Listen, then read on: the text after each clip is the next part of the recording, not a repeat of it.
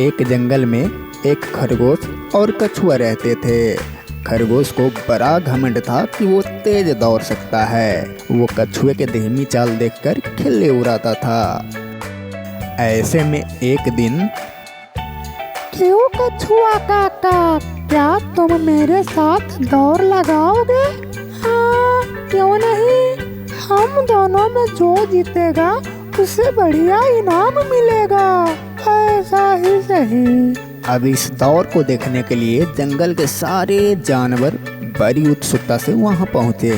हम दोनों में से सबसे पहले जो उस बड़ी सी पहाड़ी पे पहुंचेगा, समझो वो जीता। ठीक है। दौड़ शुरू हुई। खरगोश तेज दौड़ने लगा, कछुआ धीरे धीरे चलने लगा।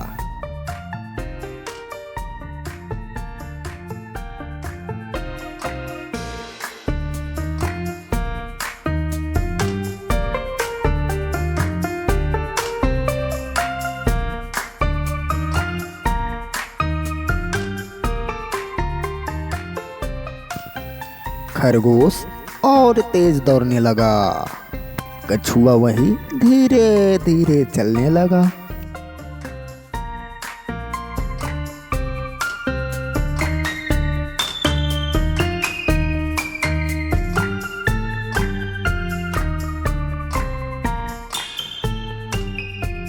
अब इस तरह थोड़ी दूर जाने के बाद खरगोश पीछे मुड़ के देखा। उसे कछुआ कहीं नहीं दिखाई दिया। ये कछुआ अभी नहीं आने वाला, चलो थोड़ी देर आराम कर लेता हूँ, ऐसे भी तो मैं ही जीतूंगा। अब ऐसे आराम करते करते खरगोश गहरे नींद में सो गया।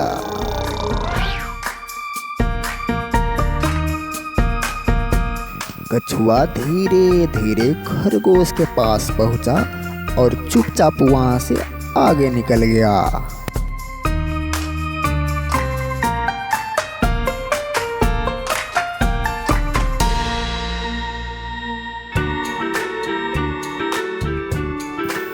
अब कुछ देर के बाद खरगोश की आंख खुली और उठकर वो पहाड़ की तरफ दौड़ने लगा।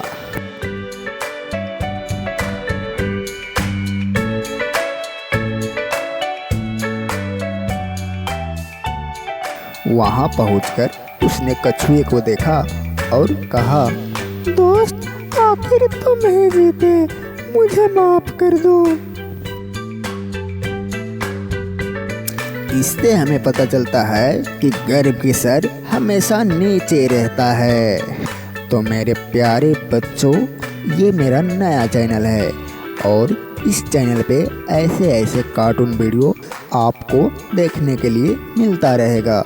तो देर ना करे, जल्दी से इस चैनल को सब्सक्राइब कर ले और बेल नोटिफिकेशन दबा दे, ताकि जब मैं वीडियो अपलोड करूं तो सबसे पहले आपके पास जाए। और ये वीडियो अच्छा लगा हो तो एक लाइक ज़रूर कर देना। एहसान फरामोश। एक बहुत घने जंगल में एक साधु एक पेड़ के नीचे रहते थे। वह हमेशा तपस्या करते रहते थे। एक दिन जब वह अपने ध्यान में खोए हुए थे तो उनके गोद में एक चूहा आ गिरा, जो एक उड़ते हुए कौवे के चोंच से छूट गया था। साधु ने उसे प्यार से उठाया और उसे अपने बच्चे की तरह पालन पोषण करने लगे। परंतु एक दिन उस पे एक बिल्ली झपट पड़ी और चूहा साधु के गोद में कूद पड़ा। साधु ने उसके बचाव करते हुए कहा, ओ तो तुम बिल्ली से डरते हो, क्यों ना तुम्हें बिल्ली ही बना दूं। जाओ, आज से तुम बिल्ली बन जाओ। साधु के कहते ही चूहा बिल्ली में बदल गया। परंतु बिल्ली भी तो कुत्ते से डरती है। और वही हुआ। एक दिन बिल्ली पे कुत्ते ने हमला कर दिया और बिल्ली झट से साधु के पास आ गई। ओ, अब तुम्हें कुत्ते से डर लगने लगा। जाओ, आज से तुम कुत्ते बन जाओ। इतना कहते ही बिल्ली कुत्ते में परिवर्तित हो गया। परंतु क्या कुत्ता निडर हो सकता है? अब उसे शेर से डर लगने लगा। अच्छा, क्यों ना तुम्हें शेर ही बना दूं, फिर तो तुम्हें किसी से डर नहीं लगेगा। जाओ, आज से तुम शेर बन जाओ। और ये क्या, सचमुच में एक कमजोर चूहा शक्तिशाली शेर बन गया। परंतु साधु आज भी शायद उन्हें चूहा ही समझ रहे थे। शेर ने सोचा, जब तक साधु जिंदा रहेगा तब तक मुझे अपना पुराना रूप याद आता रहेगा। इन्हें समाप्त करने में ही मेरी भलाई है। ना रहेगी बांस, ना बाजेगी बांसुरी। इससे पहले कि शेर साधु पे हमला करे, साधु शेर की मन की भाव पर लिए और बोले, जाओ एहसान फरामोश, फिर से तुम चूहा बन जाओ, तुम उसी लायक हो। शक्तिशाली शेर फिर से चूहा बन गया। तो बच्चों, इस कहानी से आपको क्या सीख मिली? भोजन देने वाले हाथों को कभी भी घायल नहीं करनी चाहिए। तो बच्चों, ऐसे ऐसे कार्टून वीडियो देखने के लिए हमारे चैनल को सब्सक्राइब कर लो और साथ ही में वीडियो को लाइक कर दो और बेल आइकन दबाना ना भूले। बेल आइकन दबा देना ताकि सबसे पहले वीडियो मेरे चैनल पे अपलोड होगा तो आपके पास ही जाएगा। बारिश के मौसम आने वाला था, इसलिए सभी जानवर अपने खाना इकट्ठे करने में लगे हुए थे। हर कोई जानवर बहुत सारा खाना इकट्ठा करना चाहते थे ताकि बारिश आए तो उन्हें खाना ढूंढने में कोई दिक्कत ना हो और इकट्ठा किए हुए खाने से उनका काम चलता रहे। और उस जंगल में कोई और भी था जिसे अपने भविष्य का कोई भी चिंता न था। वो पूरी तरह अपने आज पर ही निर्भर था। अरे भोला भैया, सारे जंगल के जानवर अपने खाना इकट्ठे करने में लगे हुए हैं। तुम भी अपने आने वाले भविष्य के लिए चिंतित रहो और खाना इकट्ठे कर लो। अरे बकरी रानी, तुम क्यों भविष्य की चिंता करती हो? जो कुछ भी है आज ही है, कल की क्या पता हमारे साथ क्या होगा। मान लो तुम्हारे बात मान के मैंने अपने भोजन इकट्ठा कर भी लूँ और कल मेरे साथ कुछ अनहोनी हो जाए तो सारी मेहनत तो मेरी बेकार चली जाएगी। इससे अच्छा है जितना मिले उतना में ही खुश रहो। भंडार करने की कोई आवश्यकता नहीं है। अरे भोला भाई, तुम मेरे अच्छे दोस्त हो, इसलिए तुम्हारे आने वाले कल के लिए मैं तुम्हें सचेत कर रही हूँ। जब बारिश के बाद सर्दियों की मौसम आएगी तो जंगल में सारे तरफ बर्फ पड़ने लगेगी, तब खाने की बहुत दिक्कत होगी। तब तुम क्या करोगे और खाना कहाँ से ला के खाओगे? अरे तब के तब देखा जाएगा। बकरी रानी, तुम मेरे कल की चिंता छोड़ो। मैं कल में विश्वास नहीं करता, जो कुछ भी है आज है। बकरी रानी, तुम मेरी बात मानो। तुम भी अपने भविष्य के लेके चिंतित ना होकर वर्तमान में जियो मेरी तरह। अरे लक्की भैया, तुम्हें तो समझना ही बेकार है। तुमको समझाने में अपना कीमती समय बर्बाद कर दिया। जितना मैं तुम्हारे साथ मगजमारी की हूँ उतनी समय में तो और बहुत सारा मैं खाना इकट्ठा कर लेती। वाह रे बकरी रानी, तुम्हारे पास इतना भी टाइम नहीं है जो कि अपने दोस्त के लिए थोड़ा सा निकाल सको। तुमने थोड़ी देर मुझसे बात क्या कर ली, तुम इसे मगजमारी कह रही हो? नहीं भोला भाई, मेरा कहने का मतलब ये नहीं था। मैं तो तुम्हें तुम्हारे भविष्य के लिए चिंतित कर रही थी, लेकिन तुम मेरे बात को ध्यान रखना। जंगल में तेज बारिश के बाद जब सर्दी आएगी तब सारा जंगल बर्फ से ढका रहेगा। उस समय तुम्हें खाने का बहुत दिक्कत होगा, इसलिए मेरी बात मान लो और खाना इकट्ठी कर लो। लेकिन गधे पर बकरी की बात को कोई असर नहीं हुआ। बकरी ने भी समझाना छोड़कर अपने रास्ते निकल गई। गधा पूरे दिन मस्त खाता पीता रहता था और खा पी कर पेड़ के नीचे पेड़ के छांव में आराम करता था। उसको न कल की फिक्र थी न कुछ, वो तो अपना आज में विश्वास रखता था। अरे यार, इन जानवरों को इस तरह मेहनत करते देखकर मुझे तो बहुत हंसी आ रही है। मैं गधा होकर भी इतना काम नहीं करता, और ये गधा नहीं है तो भी सारे दिन काम में लगे हुए रहते हैं। कौन समझाए मूर्खों को कि दिन में थोड़ा बहुत आराम भी करनी चाहिए। अरे हाथी भाई, बोझा ढोना तो हमारा काम है, पर तुम क्यों लादे फिर रहे हो? ये बोझा नहीं है मेरे दोस्त, ये घर की जिम्मेदारी है, पर तुम नहीं समझोगे।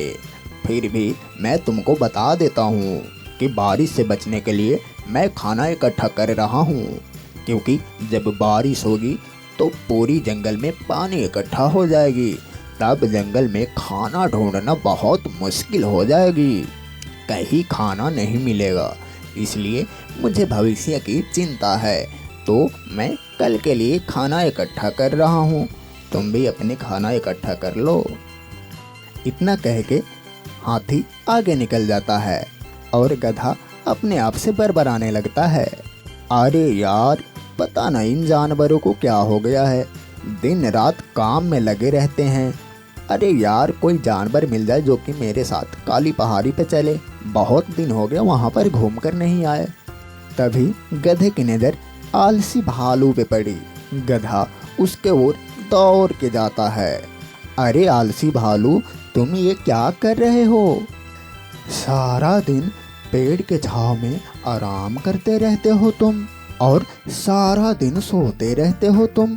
जहाँ एक तरफ सारे जंगल के जानवर अपने खाना इकट्ठे करने में लगे हुए हैं, और तुमने आने वाले टाइम के लिए एक भी दाना इकट्ठा करके नहीं रखे हो, और मुझको जाके आलसी कहते हो।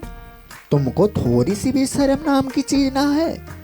मैं आलसी होकर भी अपने भविष्य के लिए चिंतित हूँ, पर तुम एक गधे होकर भी खाना इकट्ठा नहीं कर सकते।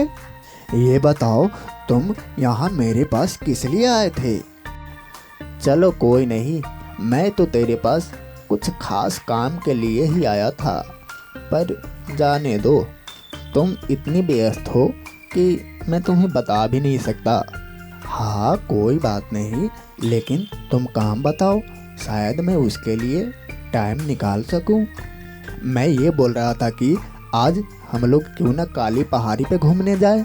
मैंने सुना था गधा काफ़ी मेहनती होते हैं, लेकिन आज तुम्हारे बातों से लग रहा है कि गधा बेवकूफ़ भी होता है। बारिश का मौसम 2 ही 4 दिन में आने वाला है, पर तुम खाना इकट्ठा करने की बजाय मौज मस्ती करना चाहते हो। मेरी बात मानो भोला, तुम खाना इकट्ठा कर लो। अरे यार, ये आलसी भालू कब से मेहनती हो गया? मैंने तो कभी इसे काम करते नहीं देखा था। तभी उसके नज़र वहाँ बैठी बकरी पे पड़ती है। अरे बकरी रानी, तुम यहाँ पे क्यों बैठी हो?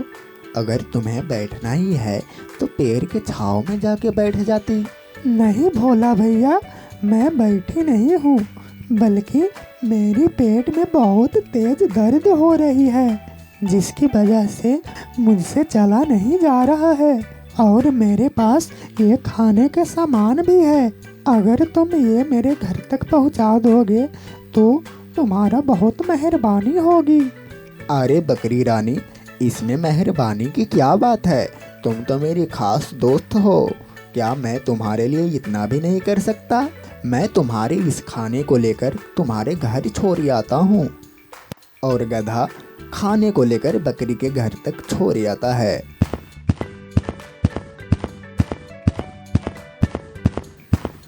तुम्हारा बहुत बहुत धन्यवाद भोला भैया, तुम मेरी बात मानो, तुम मेरे एक अच्छे दोस्त हो, इसलिए मैं तुमको बार बार बोल रही हूँ। तुम अपने लिए खाना इकट्ठे नहीं कर सकते तो कम से कम एक घर तो बना लो जो कि तुम्हें बारिश और सर्दियों से बचाए रखेगा। मैं तुम्हें देखकर बहुत ज़्यादा चिंतित हो जाती हूँ, तुम्हारे पास तो घर भी नहीं है। अरे बकरी रानी, कोई बात नहीं है।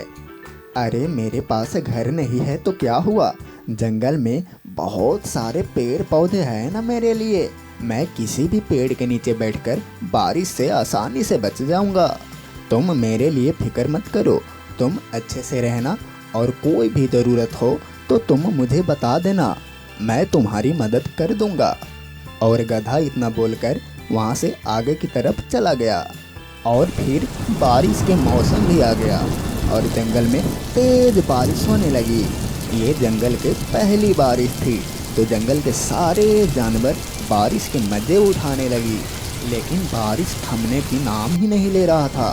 तभी सभी जानवर अपने अपने घर में चली गई, लेकिन गधा अब अकेला रह गया था।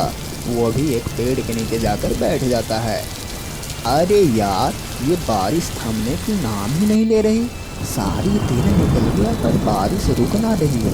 गधा पेड़ के नीचे बैठा ठंड से सिसक रहा था और वहीं दूसरी तरफ सारे जानवर अपने घरों में आराम से बैठे हुए थे। उन पे न बारिश की असर हो रहा था और ना ही ठंड की, और इनके पास तो खाने की भंडार भी था। बारिश थमने का नाम ही नहीं ले रही थी और गधे को भूख भी लगने लगा। अरे यार, पूरे 2 दिन हो गए और बारिश है कि रुकने की नाम ही नहीं ले रही। और तो और मुझे बहुत तेज भूख भी लग रही है और ठंड भी। ऐसे ही बारिश चलती रही तब तो मैं भूख से मर जाऊंगा। पेड़ के नीचे बैठे हुए गधा पर और तेज बारिश पड़ने लगा। गधे ने बारिश से बचने के लिए कुछ और जुगाड़ लगाया, पर ये क्या, तेज बारिश और हवाओं की वजह से ये भी उखड़ गया। अब गधे की हिम्मत जवाब दे गई और वो बहुत कमज़ोर हो गया था। अब उसके शरीर में इतना दम भी नहीं था कि वो बारिश को सहन कर सके। फिर उसने हिम्मत जुटाई और जंगल के जानवरों के पास मदद मांगने के लिए चला गया। अरे भालू भाई, क्या तुम इस बारिश में मेरा कुछ मदद नहीं कर सकते हो क्या? मैं इस बारिश में मैं तुम्हारा क्या मदद कर सकता हूँ, बताओ। मुझे अपने घर में थोड़े दिन के लिए रहने दो। जब बारिश ख़त्म होगी तो मैं अपना नया घर बना लूँगा। अच्छा, तुम बारिश के मौसम में नया घर बनाओगे? अरे भाई, मौसम के हिसाब से घर बनते हैं और तुम बारिश के मौसम में कैसे घर बना लोगे? जब गर्मी थी तो तुमसे घर नहीं बना, अब बारिश में घर बनाओगे? वैसे मैं तुम्हें बता दूं कि मेरा घर इतना बड़ा नहीं है कि इसमें 2 रह सके। एक तरफ तो मेरा खाने का भंडार रखा हुआ और दूसरी तरफ मैं रहता हूँ, इसमें 2 नहीं रह सकते। तुम कहीं और अपना आसरा देख लो। भालू ने उस गधे की कोई मदद ना की। फिर गधे ने हाथी से जाके मदद मांगा। अरे हाथी भाई, तुम मेरी बात को ध्यान से सुनो। मुझे बहुत ठंड लग रहा है और 2-3 दिन से मैं भूखा हूँ। मुझे तुम अंदर ले लो और मुझे थोड़ा खाना भी खिला देना। मैंने 3 दिन से कुछ भी नहीं खाया है। भाई, तुमको तो पता है कि मेरा शरीर कितना बड़ा है और मेरा घर कितना छोटा। इसमें मुश्किल से मैं ही रह पाता हूँ और मैं तुमको इस घर में कैसे रख सकता हूँ? इसमें मेरे लिए ही जगह नहीं है। गधे भाई, कहीं तुम और देख लो। हाथी ने भी आलसी गधे की कुछ भी मदद नहीं की। तेज बारिश और ठंड के कारण गधे की हालत बेहालत होती जा रही थी। अब उसकी इस जंगल में आखिरी उम्मीद थी, वो थी उसकी दोस्त बकरी। और गधे ने बकरी से मदद मांगने के लिए गया। अरे बकरी, बहुत तेज बारिश हो रही है, तुम मेरी थोड़ी सी मदद कर दो। मुझको अपने घर में आसरा दे दो मेरी दोस्त। जब बारिश खत्म हो जाएगी तो मैं चला जाऊंगा। अरे गधे भाई, तुमको तो पता है अभी अभी बारिश शुरू हुई है। बारिश इतनी जल्दी खत्म होने वाली नहीं है। तो क्या तुम भी मेरी मदद नहीं करोगी? मेरा मन तो नहीं चाह रहा कि तुम जैसे आलसी को मदद करूं। मैंने तुम्हें कितना समझाया था कि बारिश के मौसम आने वाला है, अपने लिए घर बना लो और खाने इकट्ठा कर लो, पर तुमने मेरी बात पर ध्यान नहीं दिया। देखो गधे भाई, तुम मेरे एक अच्छे दोस्त हो, इसलिए मैं तुम्हारी मदद कर रही हूँ। आ जाओ, मेरे घर में बहुत जगह है और खाने की बहुत सारे भंडार भी। बकरी ने गधे को अपने घर के अंदर ले लिया। अब गधे को थोड़ा अच्छा लग रहा था अब उसे ठंड भी नहीं लग रहा था क्योंकि बकरी के घर अंदर से गर्म था। भोला भैया, मैं तुम्हें अच्छे से जानती हूँ कि जंगल में तुम्हारा कोई भी मदद नहीं करता, तो तुम मेरे पास आते हो। क्या तुम्हें इतनी तेज बारिश में जंगल के कोई भी जानवर मदद नहीं की? नहीं, मैंने जंगल के सारे जानवर से मदद मांग ली पर कोई भी मेरी मदद नहीं की। पर मुझे समझ आ गया है कि सब अपना काम कर रहे थे, तब मैं मज़े से आराम कर रहा था। उन्होंने इतना मेहनत करके अपना घर बनाया और खाना इकट्ठा किया, पर मैंने कुछ भी नहीं किया और अपने आलसीपन में रहा। इसके लिए उन्होंने जो भी कुछ किया बिल्कुल सही किया। अब से मैं भी अपना नया घर बनाऊंगा और बारिश से पहले अपना खाना इकट्ठा कर लिया करूंगा। बकरी को गधे की ये बात सुनकर बहुत सुकून मिला। हाँ, जब तुम अपना नया घर बनाओगे उसमें मैं भी तुम्हारा मदद कर दूंगी। इसी के लिए तो भोला भैया बुजुर्ग लोग कह के गए हैं, हमें आने वाले कल के लिए आज से ही तैयार रहना चाहिए।